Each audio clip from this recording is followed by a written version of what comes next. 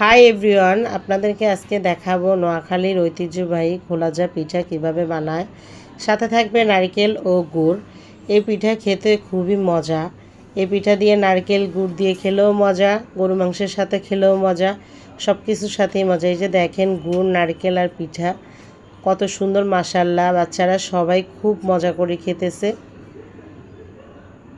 এই যে মাহি, এরপর আলভি, আমার বাবা, সবাই মিলে খুব মজা করে খাইতেছে। যে আলভি তো পিঠা খাইতেছে, যখনই ক্যামেরার সামনে আসলো ছেলেটা একদম লজ্জায় খেতেই পারতেছে না।